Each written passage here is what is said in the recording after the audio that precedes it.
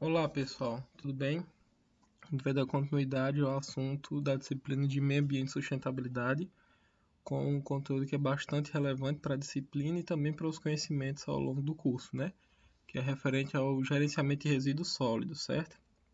Essa aula traz bastante conhecimentos, por isso a gente vai dividir ela em duas partes. Essa primeira parte inicial traz alguns conceitos e aplicações, e posteriormente outra aula trazendo mais informações referentes a esse assunto, certo? Vamos lá, pessoal. Primeira definição. A ANBR, né, número 10.004 de 2004, né, define resíduos sólidos como sendo resíduos no estado sólido e semissólido que resultam das atividades da comunidade de origem industrial, doméstica, hospitalar, comercial, agrícola, de serviços e de varrição. Todas essas definições, pessoal, são referentes aos resíduos sólidos, certo? Obviamente a gente precisa compreender as características dela, certo? Existe a Política Nacional de Resíduos Sólidos, que foi implementada em 2010, através da Lei 12.305, que estabeleceu as diretrizes e princípios e metas para a correta gestão dos resíduos sólidos gerados pelas empresas. Desde então, essas empresas passaram a ter uma obrigatoriedade de documentar todo o processo que ocorre em seus resíduos através de PGRs. E o que são esses PGRs, pessoal? São Planos de Gerenciamento de Resíduos Sólidos, certo? E os geradores precisam emitir o MTR, que são os pareceres técnicos referentes a onde está se destinando os resíduos sólidos de cada empresa, ok? Vamos para a classificação dos resíduos sólidos. Segundo a mesma lei ainda, né, 2.305, 2010, das diretrizes aplicáveis dos resíduos sólidos, classifica os resíduos sólidos como os seguintes termos, no seu artigo 13º. Para os efeitos dessa lei, os resíduos sólidos têm a seguinte classificação. O item 1, quanto à sua origem, certo? Ele divide em algumas anilhas. A gente só vai trazer alguns desses pontos, a gente não vai abordar todos, certo? No item A, referente à origem, os resíduos, podem ser resíduos domiciliares, ou seja, são originários de atividades domésticas em residências urbanas. Eu trouxe uma imagenzinha para vocês ligarem a imagem ao que a gente está tratando, certo? Que são resíduos domiciliares. Ainda enquanto à origem, pessoal, o resíduo, pode ser resíduo de limpeza urbana, que são originários da varrição, de limpeza de logradouros e vias públicas ou serviço de limpeza urbana. Podem ser classificados como resíduos dos serviços públicos de saneamento básico, certo? Ou os gerados nessa atividade, como na imagem dá para a gente ver, bem ilustrada. Podem ser também resíduos industriais, que são gerados pelo processo produtivo em instalações das indústrias, assim como resíduos de serviços de saúde, né, que são gerados nos serviços de saúde conforme definido por regulamento e norma estabelecido pelos órgãos e sistemas nacionais de meio ambiente e Sistema Nacional de Vigilância Sanitária, certo? Então, para cada um tipo de lixo diferente, né, de resíduo sólido diferente, a gente tem uma destinação adequada, ok? E outra classificação, né, que o resíduo pode ser classificado é quanto à sua origem, que foi o que a gente acabou de tratar, mas também quanto à periculosidade, né, que os resíduos podem ser resíduos perigosos, que são aqueles que não têm características de inflamabilidade, corrosividade, reatividade, toxicidade, patogenicidade, entre outros fatores, como está trazendo aqui no texto, certo? E eles apresentam significado risco à saúde pública ou à qualidade ambiental, de acordo com a lei, regulamento ou norma técnica. Tem um segundo ponto, né, que são quanto à periculosidade, que é o item B, que são os resíduos não perigosos, que é totalmente o inverso desses resíduos, né, que não traz essa questão de toxicidade, enfim, todos esses parâmetros agravantes referentes aos resíduos, certo? Com relação à disposição final, pessoal, e tratamento dos resíduos, a gente tem basicamente três tipos principais de disposição final dos resíduos sólidos, que eles são os lixões, os aterros controlados e os aterros sanitários.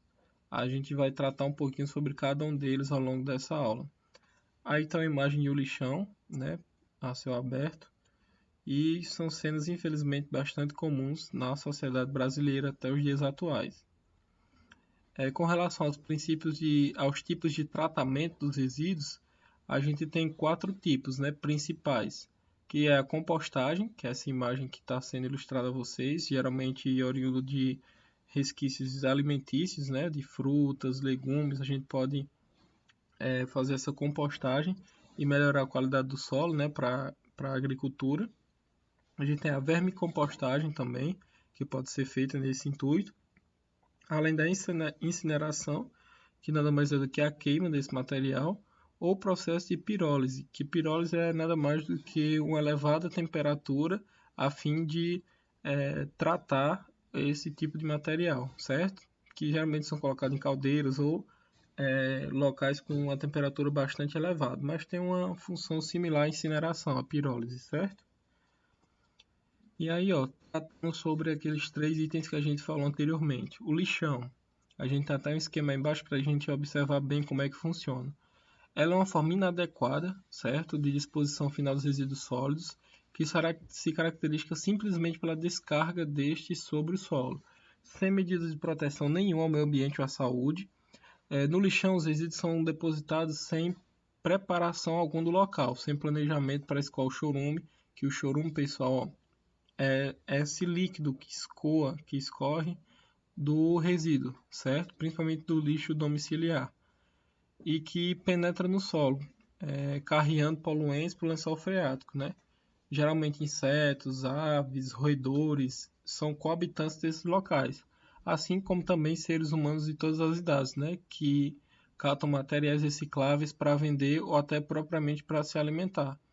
Então, o lixão, como vocês podem ver, é um tipo de destinação final não ideal ou não adequado para a condução do resíduo sólido, certo? Tanto por não haver uma preparação do solo, como está sendo mostrado na imagem, que pode haver a contaminação do lençol freático ou de algum eixo pluvial, e também a não separação desses materiais, acaba indo lixo hospitalar misturado com lixo doméstico, enfim, não é um ambiente salubre, certo? Saudável para as pessoas que estão nesse local. A gente tem aqui, pessoal, o aterro controlado, que também é uma técnica inadequada de disposição final de resíduo sólido, que também oferece risco à saúde pública e ao meio ambiente, e em que os resíduos são depositados no solo sem permeabilização prévia, certo? Em depressões, na maioria das vezes, ou alguma escavação. E depois eles são recobertos com camada de solo. Além da falta de impermeabilização no aterro controlado, não há extravasores para gases, né, que geralmente são formados com a acumulação desses resíduos, certo? Nem a captação do chorume também que é produzido. Trata-se de uma forma de disposição melhor do que a do lixão, porém ela é inadequada e não é recomendada tecnicamente.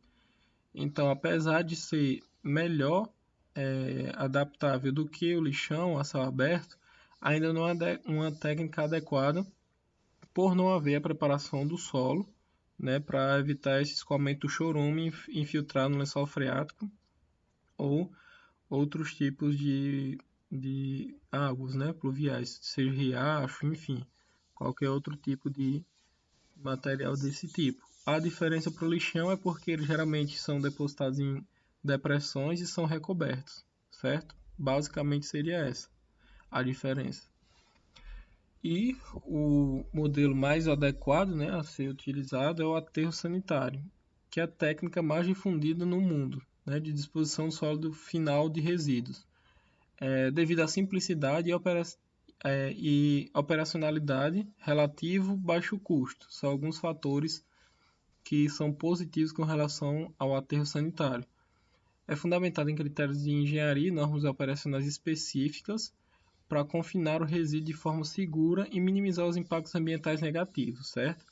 Basicamente, o solo é preparado antes da disposição da parte dos sólidos, né, com a camada de argila ou coberto com mantas poliméricas, né, que são materiais sintéticos, para uma impermeabilização desse solo. Desse modo, o chorume é drenado e conduzido para uma estação de tratamento de efluentes. Os gases também são produzidos, especialmente o metano e o sulfídrico, são coletados em extravasuras e posteriormente queimados, né, utilizando combustível no próprio aterro, certo?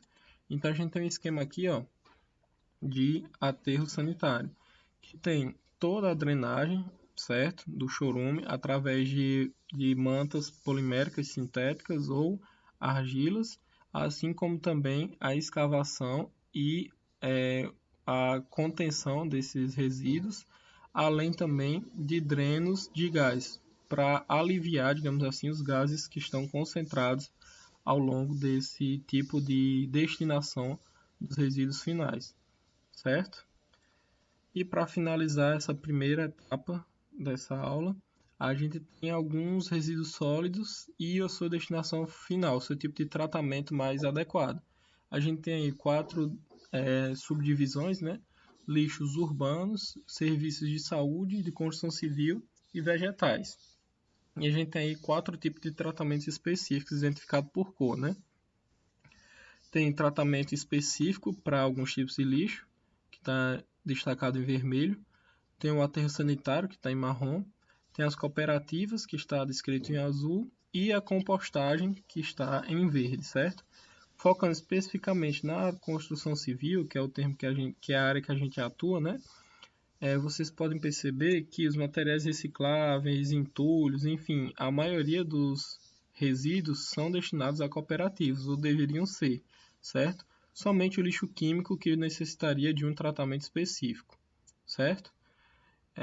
A nossa primeira etapa da aula vai ficar por aqui, pessoal. Espero que vocês tenham gostado desse assunto e tem muito mais assunto referente ao conteúdo de gerenciamento de resíduos sólidos que a gente precisa compreender ao longo da nossa disciplina, certo?